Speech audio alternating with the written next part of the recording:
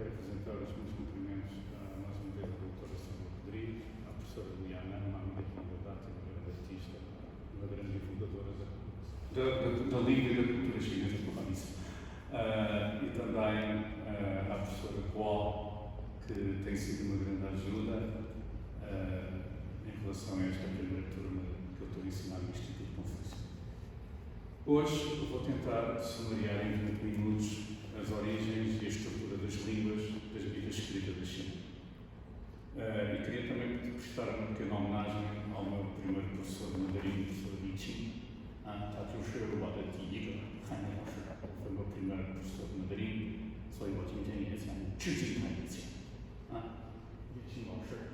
o professor Li Qing, portanto, no seu livro A Estrutura da Língua Chinesa, ele sumaria de forma bastante concisa aquilo que é a língua chinesa. Se é que se pode sumariar o que é a língua chinesa, porque representa uma civilização-estado que dura ininterruptamente há 5.000 anos e cuja continuidade civilizacional tem, acima de tudo, sido transmitida pela sua escrita e pela sua língua, porque para um intelectual chinês nada de mais importante existe do que a escrita e a língua chinesa para divulgar a sua civilização. Porque num povo sem a sua escrita e sem a sua língua pode preservar a sua civilização, como nós europeus, como nós portugueses. A estrutura da língua chinesa é bem diferente em relação à das línguas europeias. A língua chinesa é uma das mais antigas do mundo. Não existe uma língua europeia, mesmo na sua expressão poética, capaz de exprimir o sentido sutil desta língua, particularmente no uso de caracteres ou ideogramas de demonstração acumulativa de ideias que remonta a vários milhares de anos.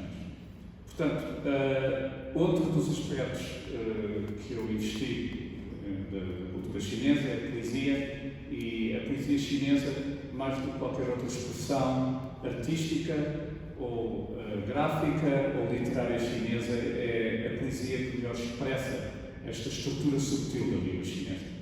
E quando eu falo da vertente artística da língua chinesa, quero referir que a língua chinesa não se fala só, canta-se e não se escreve só, desenha-se. A língua chinesa e a escrita chinesa em si são uma arte, porque nós temos que aprender os tons, temos que saber cantar a língua e, acima de tudo, saber escrever os caracteres chineses. Vou então passar a apresentar-vos um mapa que representa a expansão de povos e das línguas faladas na China desde aproximadamente há 5.000 anos. Por volta do terceiro milénio antes de Cristo, começa a haver uma migração de povos que vêm do Planalto Tibetano e começam a dar origem às línguas sino-tibetanas.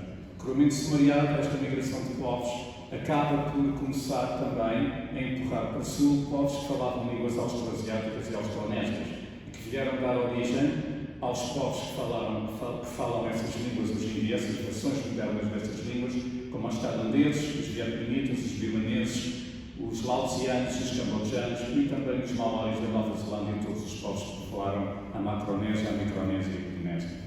Portanto, a língua chinesa, a China, ela própria é um berço de línguas que cobre num arco contínuo desde o extremo nordeste da China, incluindo o vale do rio Amur até ao Pacífico, chegando a sua influência até ao Havaí, neste contínuo de dispersão e de evolução de línguas que eram há 3.000 anos faladas na China. Portanto, peço que observem o mapa. No primeiro mapa, a escuro, temos então aquilo que será a vinda desses povos sino-tibetanos que vêm do Planalto do Tibete, que se misturam com povos mongólicos e que contribuem também para outra grande migração de povos. Os povos ameríndios que vão atravessar o Estreito de Bering e colonizar as Américas, que é outra área da minha investigação pessoal. A reza ameríndia fala uma língua índia-americana, Lakota, e encontro semelhanças gramaticais da estrutura gramatical entre o mandarim e o Lakota. Porque também o mandarim, o Lakota, ou Six Language, à semelhança do mandarim e todas as outras línguas chinesas, possui uma eclíptica e interrogativa à semelhança do Ma e do Na em chinês, que é Huo na linguagem masculina e He na linguagem feminina. Depois, em baixo, temos um mapa em que, como podem ver, temos então. Eu peço desculpa, o mapa está um pouco cortado, isto foi um erro de digitalização. Podemos ver na cor correspondente às austroasiáticas onde é que essas línguas se localizavam na China. Portanto, volto a relembrar estas línguas austroasiáticas dão origem ao cambodjano, ao vietnamita, ao laosiano, à língua do Camboja e ao birmanês. E depois temos as línguas Thai-Kadai, de onde sai o tailandês e, de certa forma, também influencia a língua de Laos, e as línguas Miao-Yao, que são hoje em dia ainda faladas na Birmânia e na província do Yunnan. Quero também referir que eu neste momento acabei de terminar um livro, que é A Origem, Evolução e Estrutura da Escrita e das Línguas da China, que já foi entregue à editora Almedina e que em breve espero eu possa ser publicado, e convido-vos a todos a poderem aprofundar melhor aquilo que gostaria de expressar hoje, mas que é impossível. Depois temos, então, as origens mais antigas da língua e da escrita chinesa. Pensa-se que a partir de, como eu já tinha referido, que há uma expansão de povos vindos do Planalto Tibetano, que acabam por começar a fixar-se naquilo que hoje em dia é o norte e o nordeste da China, nomeadamente no Vale do Rio Wei e em zonas das províncias do Shanxi, Hebei e Henan. É a partir daí que começam a surgir as principais culturas do Neolítico, Tawankou, Rabuto, Longshan, Yangshao. Portanto, todas estas culturas neolíticas estão na origem daquilo que vem a ser, no futuro, a grande civilização chinesa. Temos aqui alguns exemplos epigráficos daquilo que são os primeiros registros epigráficos da China.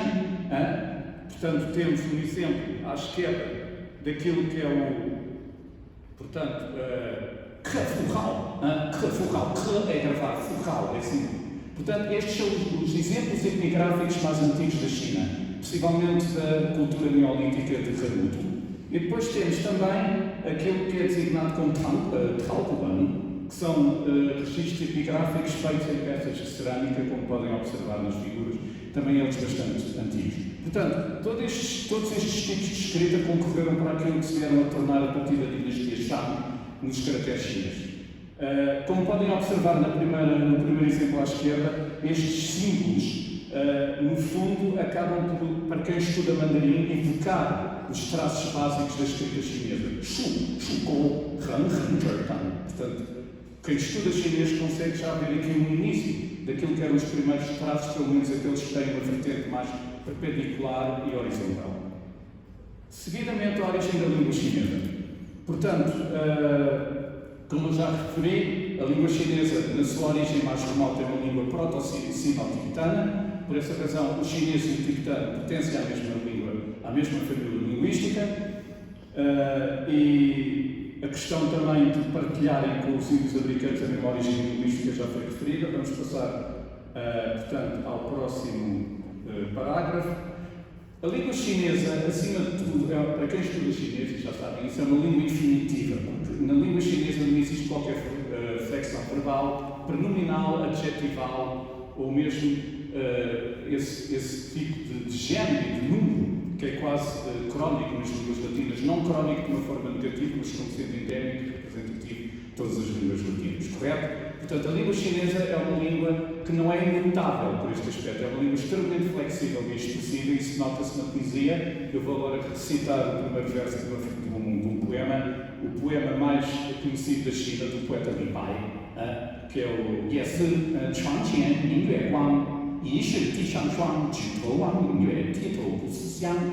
Portanto, para quem estuda chinês, sabe que num poema chinês típico da dinastia Tang é composto por 5 versos, 4 versos, e cada verso é composto por um caractere. O poema mais básico do poema típico da dinastia Tang, e vou passar a traduzir, portanto, o primeiro verso, Chuanqian Ning Yue Guang. Portanto, cá na frente, Ming, lua, luz, Yue, lua, Guang. Luminosidade. Portanto, aqui se vê este aspecto que eu estava a referir, que não obstante não haver artigos definidos e indefinidos, esse conceito, ou mesmo conceito de predicativos ou preposições como nós os temos em português, a língua chinesa é extremamente flexível, porque a sua escrita e a sua estrutura gramatical permitem construir uma poesia tão abstrata que hoje em dia é muito difícil, até com o chinês moderno, conseguir reproduzir esse nível de abstração que os grandes poetas da civilização chinesa criaram, como Li Bai, Tu Fu, Wang Wei e entre outros. Queria só também referir que Li Bai é o poeta romântico por excelência e Tu Fu o poeta realista por excelência. Vamos continuar.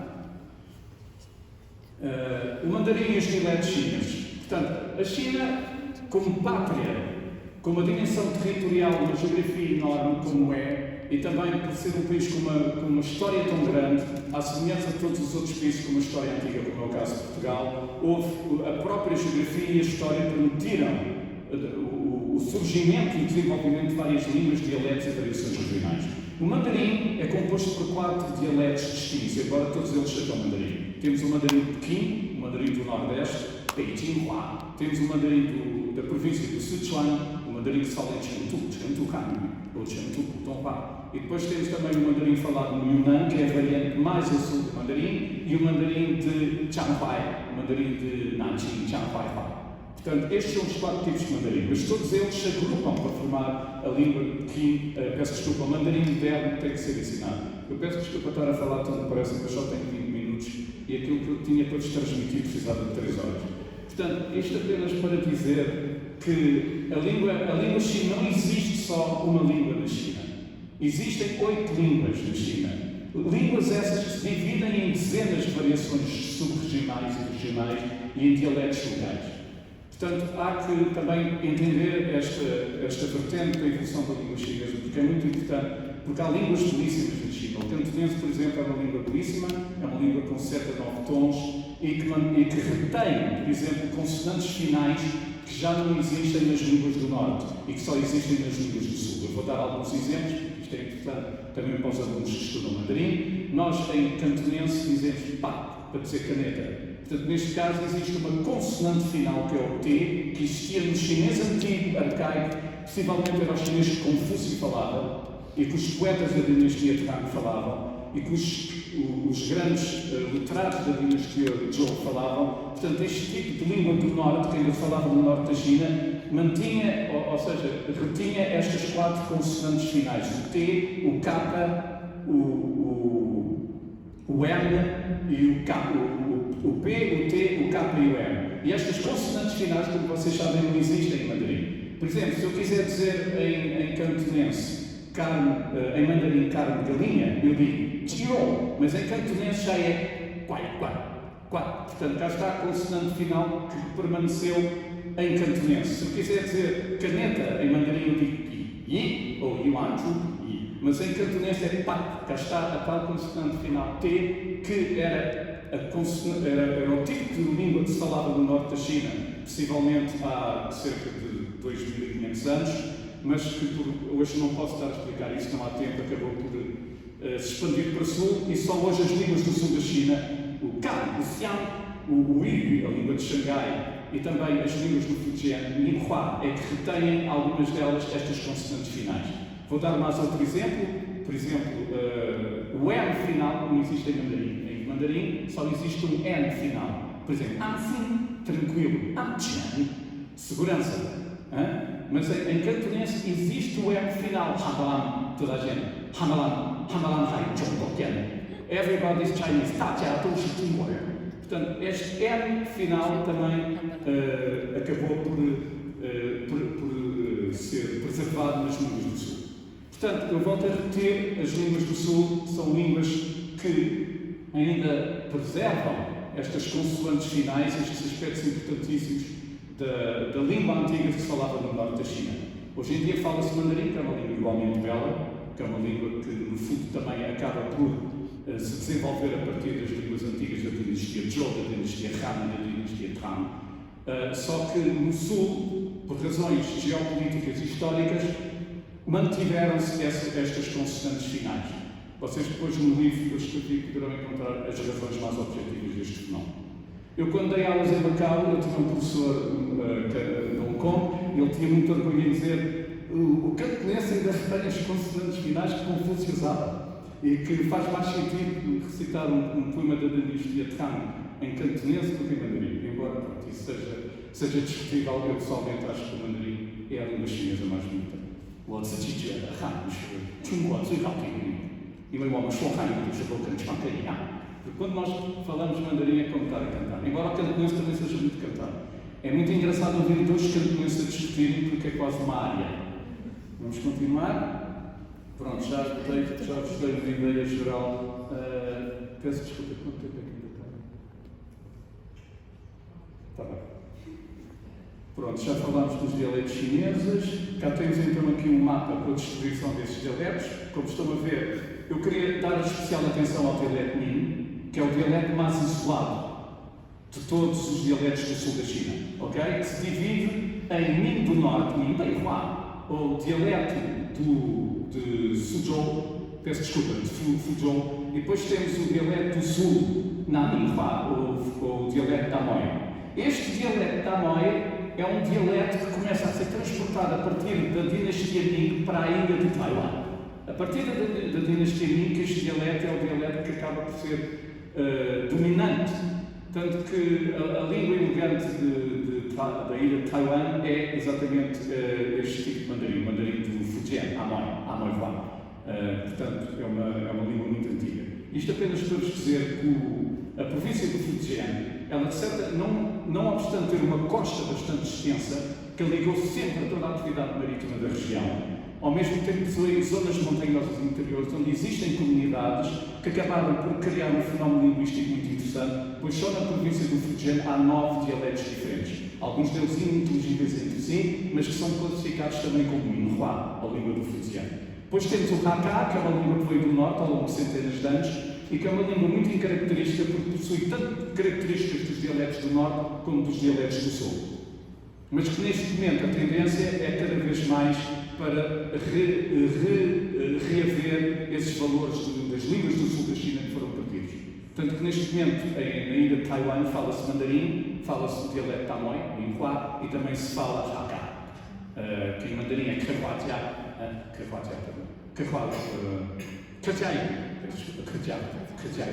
Depois temos a língua de Wu, que é uma língua também muito importante, Huiyu, a língua de Xangai.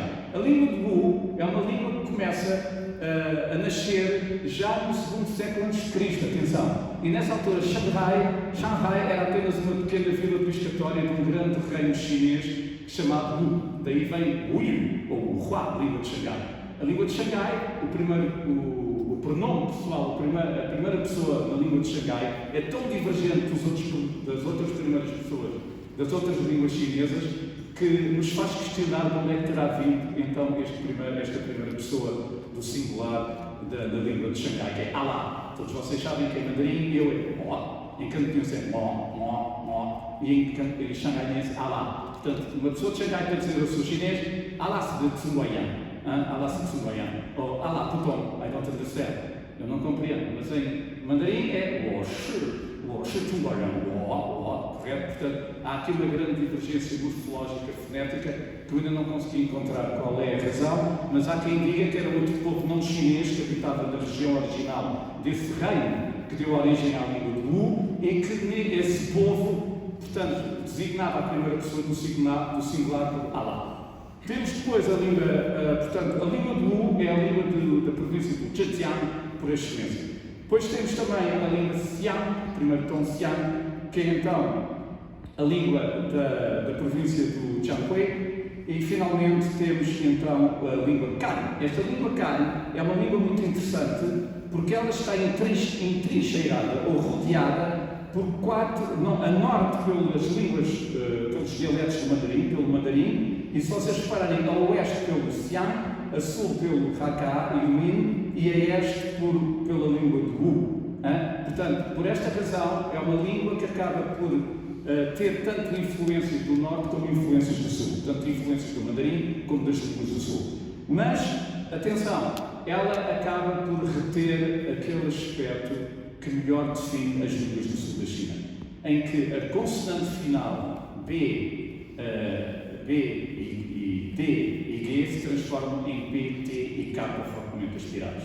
E isto acontece também em relação à língua do Wu. A língua de Xangai, os dialetos que dão origem à língua de Xangai, eles têm 6 a 8 tons. Mas aquilo que é a língua de Xangai, da Baixa de Xangai, que é considerada a língua de Xangai por excelência da Baixa de Xangai, portanto da cidade, é considerada a língua comercial e cultural. Este dialeto, subdialeto da língua do Wu, da língua de Xangai, apenas perdeu o 4º, o 5º e o 6º tom originais da língua Wu antiga, da região de Suzhou.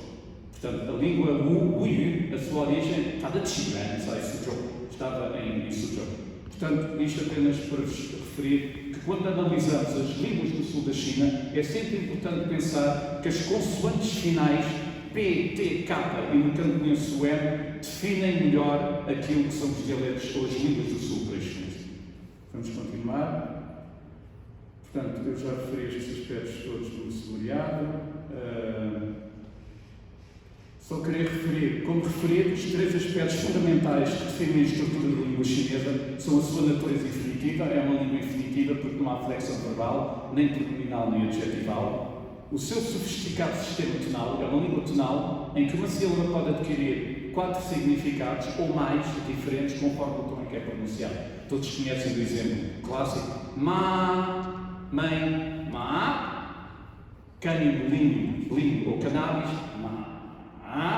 É o tom que significa cavalo, e finalmente o quarto tom forte chinês, ma, insultar. Portanto, nós temos, Spielberg inventou, quem viu os encontros imediatos pelo terceiro grau, nós tínhamos aquela música para a 3, 6 de 3, tan, tan, tan, tan, tan. A língua chinesa ao mandarim tem 4 tons muito próximos desta representação fonética.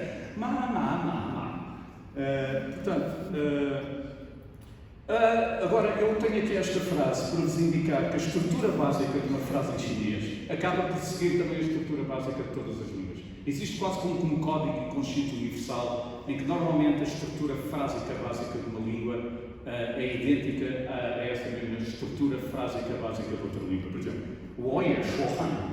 Portanto, como podem ver, em primeiro lugar vem o pronome pessoal, eu, depois o advérbio, sempre colocado antes do verbo, eu também falar, Han língua dos Han ou mandarim. Portanto, como em português, eu também falo mandarim. Mandarim, em chinês e em português, ambas ocupam o lugar de complemento direto, correto? E depois temos o predicativo do complemento indireto, e a Shuo também fala, e eu.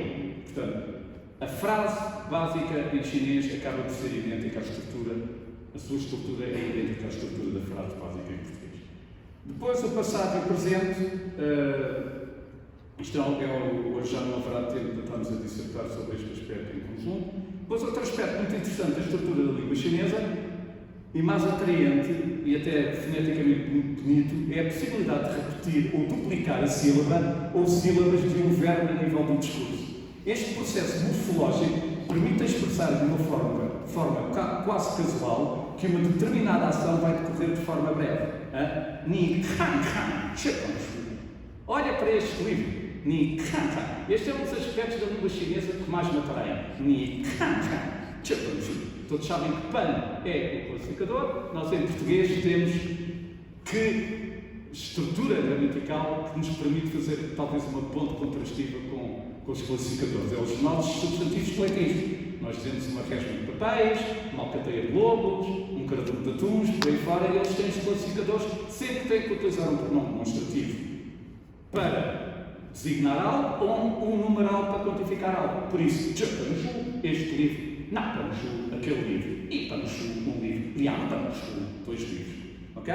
Depois, normalmente os verbos dissilábicos podem reduplicar-se dentro da lógica deste processo morfológico sem existir a necessidade de dividir as sílabas originais do verbo em questão. O que é que eu quero dizer isto? Por exemplo, ni kao, ta de tuizian. Tu analisar, ele partícula recomendação. Leva em consideração a recomendação dele. Portanto, nós podemos continuar a utilizar o verbo constituído por 2 sílabas e reduplicá-lo, e então temos 4 sílabas não idênticas, mas cada uma delas pertencendo, cada 2 delas pertencendo a cada duplicação do verbo, e então dizemos ni kao li, cada tuizian. A seguir. A reduplicação verbal também pode ocorrer com a introdução do número 1 em chinês. E, não te zangues. Portanto, aqui o i serve para unir a duplicação do verbo para enfatizar e, de certa forma, suavizar toda a questão. Porque a pessoa estava zangada, e então nós estamos a dizer para referir. Depois a seguir, ni hao hao, xue fi han. Este processo morfológico também se pode aplicar a adjetivos para enfatizar ou sugerir determinada ação e intenção. Quem está a estudar mandarim, eu posso pedir que quem estuda mandarim levante a mão. Portanto, vocês sabem, muito obrigado, que os adjetivos também se podem duplicar em chinês para enfatizar. Ni, hao, xue xi hanyu. Estuda bem mandarim. Ou então, ni, hao, bao zhong ni de shengqi. Toma conta da tua saúde. Como é que nós devemos dizer isto em português? Toma bem conta, preserva bem a tua saúde. Ok?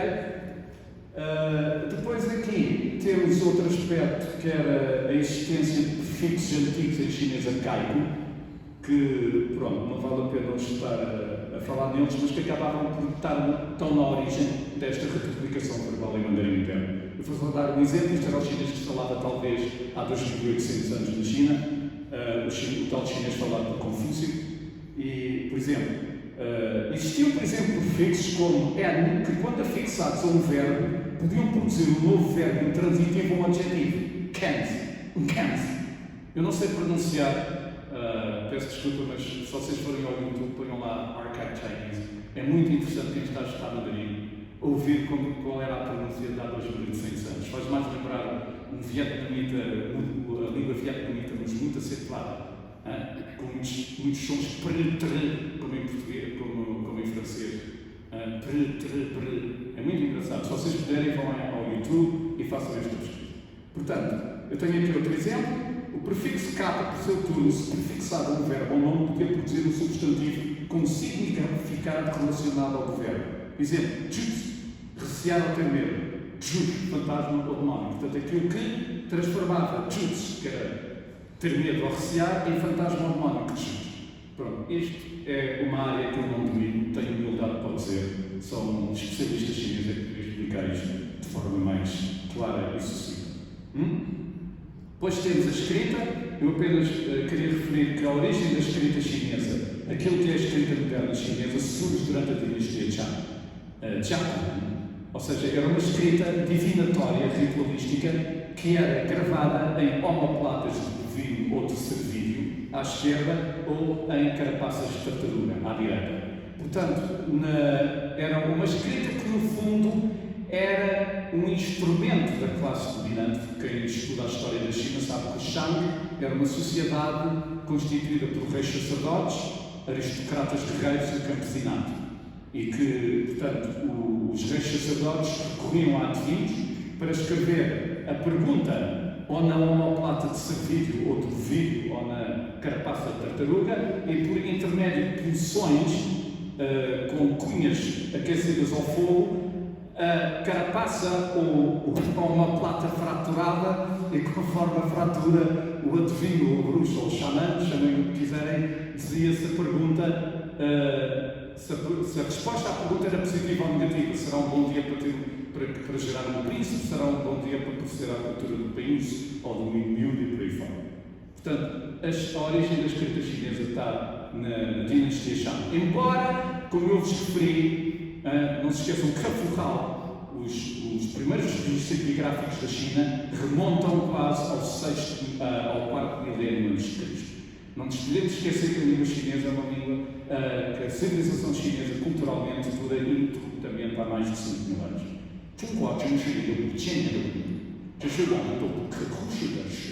Isto é um fato que nós não podemos, de forma alguma, refutar. Okay? Depois temos história e evolução da escrita chinesa.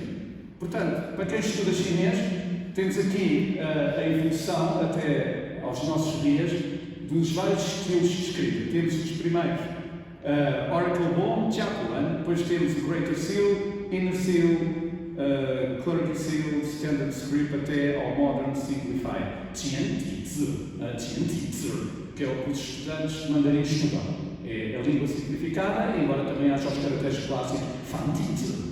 Portanto, quem estuda chinês já conhece bem esta evolução da escrita chinesa, mas eu acho que é muito bonito. É quase como estar a ver uma pintura. O nível de abstração, ou o sentimento de abstração que um caractere chinês nos provoca é de tal forma profunda e elevada que nós não podemos deixar de nos sentir sensibilizados quando olhamos para um caractere chinês. E para isso peço para que vocês olhem para aquilo que se chama a estrutura mais primitiva, não digo primitiva no sentido adjetival da palavra, mas no sentido da antiguidade. E admirem aquilo que eram os exemplos mais antigos, a forma como os primeiros habitantes da China representaram estes conceitos. Temos ali então a pessoa, a mulher, desculpem, eu vou virar para ali que é mais fácil para eu falar alto para vocês poderem todos ouvirem. A mulher está numa atitude de referência, porque a mulher tem a função de criar desfios e de transmitir para as gerações futuras não só a escrita, mas as cerimónias chinesas. O homem também sente uma atitude de reverência. A China é uma civilização cerimonial. Depois temos a lua, é a representação perfeita de uma lua. O cavalo também. Bom, temos que usar a nossa imaginação, porque às vezes já tive um aluno que era muito engraçado em Macau, que sempre parecia o filho do Abrams. De qualquer das maneiras, depois temos o peixe parece mesmo uma representação do peixe, não podemos negar. A montanha é uma cadeia de montanhas. O sol faz quase lembrar a representação egípcia do sol. Depois temos a lua, a chuva fala por si própria e a nuvem também, da swirl, como é que se diz em português? Como? A espiral, o movimento espiral da nuvem por causa do vento. Outro aspecto muito interessante da escrita chinesa é que quem começa a estudar chinês não faz ideia que os caracteres chineses não é só olhar para o desenho, memorizá-lo e desenhá-lo outra vez. Não. Há regras. Há regras de escrita e há diferentes tipos de caracteres. Ok? Um caractere chinês escreve-se sempre da esquerda para a direita. Sempre de cima para baixo. Primeiro faz o centro, só depois se fecha o quadrado. Primeiro o pé, depois o na. E por aí fora. O minuto só. Eu ainda tenho que ler o meu poema, peço desculpa. E depois temos aqui, eu só vou chamar a atenção para aquele caractere Yong, que significa eternidade. Porque este caractere é muito importante na civilização chinesa, porque é designado como Yong. Ele encerra em si os traços básicos das escritas chinesas.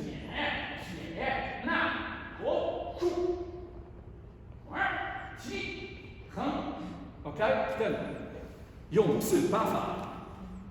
Os tons. Todos já estão familiarizados com esta questão. É isto que torna a língua chinesa tão bela, tão musical, correto? Há um primeiro tom, segundo tom, terceiro tom e quarto tom, e o tom neutro, que é um tom rápido. Que quem está a estudar chinês já reparou que é nos graus de parentesco que se nota mais o tom neutro. Mama, papa, ti, ge, bo, bo, shu, shu, e por aí fora, correto? E agora, para terminar, eu escrevi um poema em chinês, 我现在说汉语，依照说这是我自己写的一个诗歌，是我自己写的，它肯定有错误，有啥特点？它肯定有错误，因为我不是中国人，我更不是一个唐代的或者宋代的诗人，我更不是一个中国的知识分子mas eu tentei fazer o meu melhor，我希望以后如果有错误，中国朋友易教授和我的其他的孔院的老师告诉我怎么修改这个诗歌。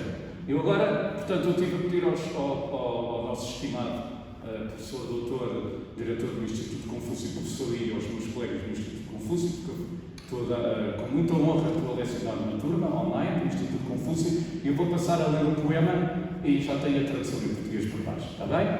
Portanto, 秋暑夜少，地叶多，坠霜漫落，清溪雨。送上养路，远鸟叫，不觉作梦。路开吧，心弦飞走向川江。